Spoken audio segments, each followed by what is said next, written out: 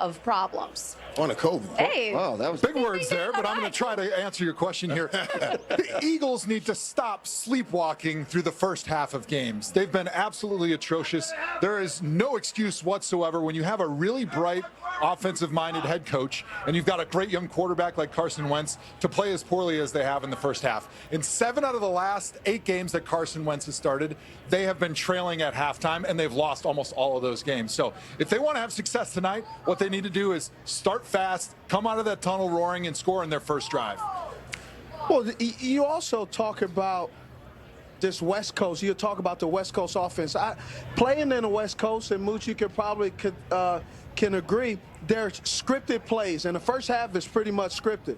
But the problem with the scripted plays are you don't make any adjustments. You are already saying that this defense will play this way. Guess what?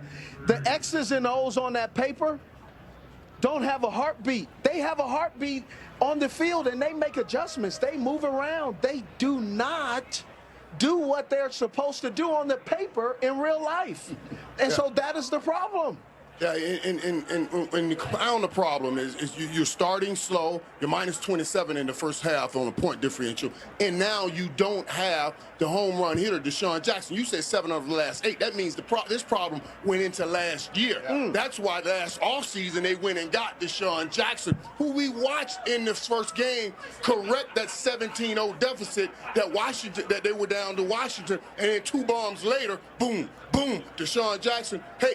They were right back in the game. He's a 158 passer rating, 20-plus air pass yards to Deshaun Jackson. Everybody else, when Deshaun Jackson's not there, he's at a 22 passer rating. He needs Deshaun Jackson back.